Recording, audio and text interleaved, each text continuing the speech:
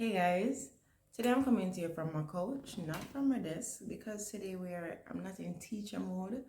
I'm in a more chill mode. Today we are going to have a little talk, a power talk. We're going to hold a reason and hold a myth.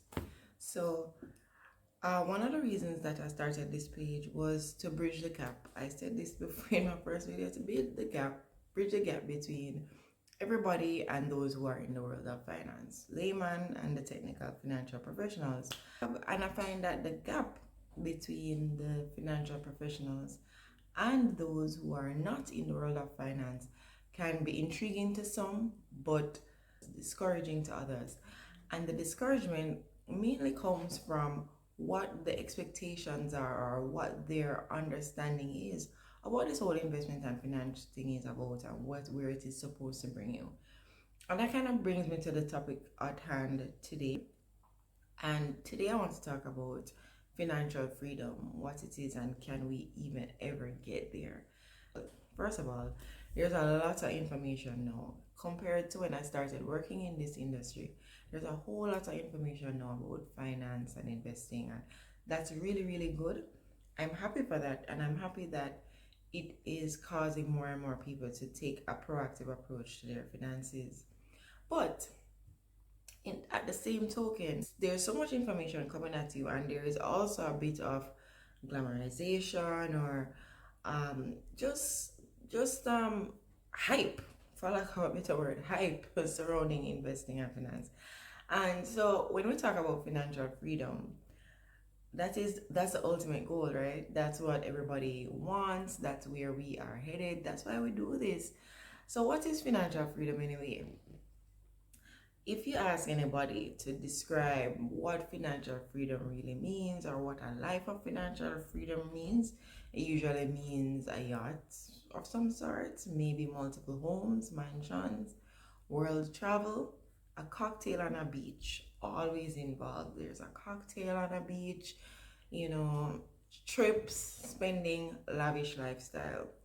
And worse now when we're all about luxury, it's a luxurious lifestyle. And I admire that. I think we should all have something to dream towards. I mean, there's a thing going on where it says nobody dreams of labor.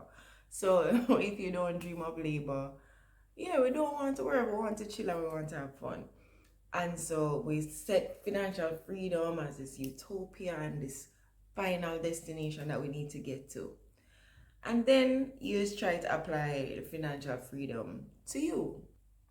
All right, boom, let's apply financial freedom to me. So, one, as we Caribbean people say, I never born with no name, right? I don't have a name. All right, two, my family was not rich. I don't have a trust fund.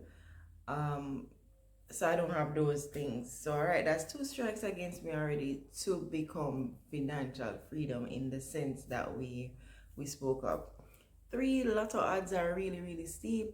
So what now then? Does it even make sense for me to aspire to this financial freedom? Because if I don't work, not only don't I eat, but other people who depend on me don't eat as well. I even though I don't have a child, some people don't have a child. You have responsibilities, you have financial family responsibilities and that kind of thing. So all right, I jump up, I save my money, and then I stop working. What happens next? Is this financial freedom even a real thing or is something to aspire to? And I feel like because we have set financial freedom upon this pedestal, it is discouraging to some. It is stressful to some. We feel like we're not doing enough. Oh gosh, I need to be trading. I need to be hustling, all of these things, because financial freedom means I stop working, and that's the goal, and that's where everybody wants to get to. So I thought about it a little bit and I said, you know what, let me just dial it back. Let me think about financial freedom again. And the first thought to me was, is this really everybody's dream? Like, some people, that is a dream, but does everybody want to not work? And I've always said, for me, even if I was really, really rich, I would need something to do. I mean, cocktails on a beach is great, but I couldn't just sit on a beach all day drinking cocktails. And I know I'm not mad. I know I'm not mad. I know I'm not mad. because the richest men in the world, they still work. They don't have to, but they still work. Zuckerberg still works, Bezos still works, even Warren Buffett still does something. So I know I'm not mad. So the richest people still don't work. So I can't be the only one who would not want a life of 100% leisure. I love leisure, don't get me wrong, but not 100% leisure. And two, not everybody wants the same thing. Some people don't even need 5 mansions or need all of that. So what is financial freedom for them then? And what is the point of all this pressure if not everybody even wants the same thing anyway? What does freedom mean to everybody else? So I read this thing on Twitter the other day, and they defined financial freedom as actually not money, but being able to have better autonomy over how you use your time. Because time, they always say time is money. Time really is money. And if you were able to have control over how you spend your time and where you do what you do, that is a very big part of financial freedom, really. And that is why you find a lot of people moving from working 9 to 5s to being entrepreneurs and following the dream, because trust and believe the entrepreneurship life is more work. It's more work than a 9 to 5. And you see it, you see the memes talking about, oh, I didn't want to work a 9 to 5. So I gave up my 9 to 5 and now I work 24/7. I'm sure you have seen it. Yeah, so freedom of time is another thing. But to bring it back to my original point was that the idea that we have of financial freedom can be discouraging because we put it up on this kind of pedestal, right? So I thought about it and I said, well, let me look at my life over my life. And now I'm definitely more financially free or financially stable than when I just started working or when I was going to school. Because as I tell you, I wasn't born with any name. So I thought about it and I said, well, I think financial freedom is actually on a spectrum.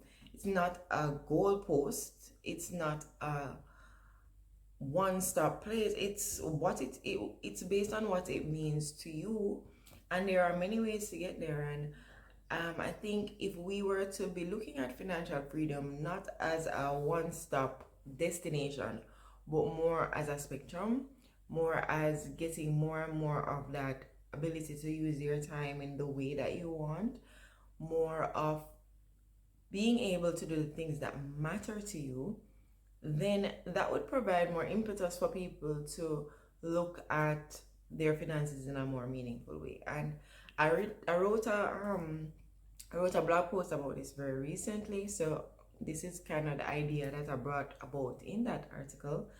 And essentially, first of all, let us define what is meaningful to us, what we want to do, where we want to go. And when you look at it from that way, it gives you more encouragement, more motivation, more drive towards meeting the goals that mean something to you. So one of the things that meant a lot to me first, right, because goals change, things change, and it's a moving post and it's a journey. So firstly, I wanted to be able to do my master's degree, and doing my master's degree for me was on twofold. So I wanted to have the financial capacity to do a master's degree because I also wanted a master's degree to allow me the financial capacity to do more later on. It was an investment in me. And so, right, because I studied finance, I feel like I had an advantage. I'm not like, I feel like I had an advantage because I studied finance, and so I left university with that mindset. So when I started working in my first investment job, I already started purchasing shares. I already started saving and investing. So when it was time for me to finally be able to do my master's degree, I had to sell those shares to help, not fully, because these master's degrees, yeah. So I sold my shares to partially be able to pay on my master's degree. So for me in that moment, that was partially financial freedom for me, because being able to do a master's degree was no longer no. It was something that I could now do because of the investments that I started making at that time. And then after I did my master's degree, did I have any savings? No, I had zero savings because, as I tell you, those master's degrees, they're not playing with the fees. So that became a 1 degree of financial freedom to me, one rung in the financial freedom journey. And then after that, you have different things for everybody. You have your mother doesn't work anymore. My mother doesn't work anymore, and you want to be able to know that she's comfortable. I don't want to have to be worrying about her. I don't live with my mom. I want to know that she's taken care of. She's okay. She's retired now. How can I help her? That is a degree of freedom to me, to know that my mother doesn't have to worry, because and I am comfortable knowing that I can help her. And then, eventually I would love to get to a place where I don't have to work. I work um because I choose to work, or I work on what I choose to work on. That's the end goal. But for now, we're not there yet. It's a journey. It's a wrong. As I say, it's a spectrum, and there are different degrees. And so for you, what is it that you are passionate about, or what is it that you care about? If you're a mom, maybe financial freedom for you means that by the time your child gets to 15, you are not worrying, because you know he or she will go to college and be better set up than maybe you were, or to be just as ready for the world as you were when you were 15. It could be that when your children need their school books, you are always able to give it to them, because maybe when you were going to school, you weren't able to buy your textbooks, and you had to probably rent the books or borrow the books. Suppose you are a man who does not want your child going to daycare, and you're financially free enough to say to your partner, hey, stay home, take care of the child for the next 2 years, because I am most comfortable with that. And you are comfortable knowing that you guys can do those things without negatively affecting your lifestyle. And that is the caveat there. It's without negatively affecting your lifestyle, with being able to do these things without your life deteriorating for the worse, without being in lack in other areas. So what's my point? My point today is really to define financial freedom for yourself, and also define financial freedom in like in terms of levels, in terms of steps, in terms of rungs. Or some, like, your summer body doesn't come overnight, but when that first herb comes in, how satisfying is that, right? So when you are now noticing, hey, I paid out my bills this month and I was fine because I'm budgeted this month and I'm not stressing. That's like a first step, to financial freedom. Then the next time you're saying, hey, I paid all of my bills plus I saved, next step. The next time, so and so needed some help and I was able to do it, or I really, really wanted to buy this painting for my apartment and now I'm able to buy it and not skip lunch for the whole week. You know what I mean? So I challenge you to do that today. Maybe looking at it this way can help ease your burden of, pressure. That's one, because you don't expect to get to the top overnight.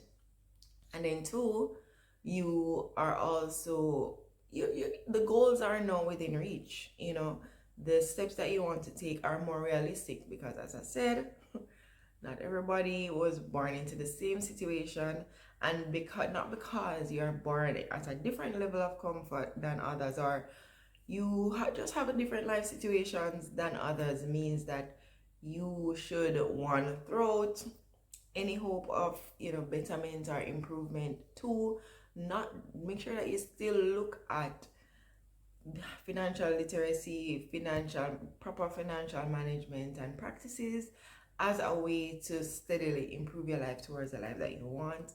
Three, not everybody wants the same dreams, so make sure that you're working towards your own dreams, and that will help too.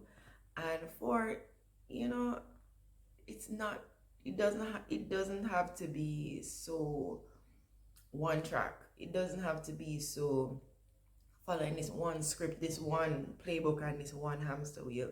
Let's look at it very individually. Let's look at it in the way that best suits us and best, brings us the satisfaction that we want. All right, I would love to hear what for you would mean financial freedom. Is your financial freedom the boat, living on a boat, sailing the world? Is your financial freedom shopping every day, being on a beach? Or do you have a higher purpose for your life, whatever you call a higher purpose? Or do you have, what would financial freedom mean for you? I'd love to hear it. And that's it. I'm going to stop talking now, but we will talk in my next video.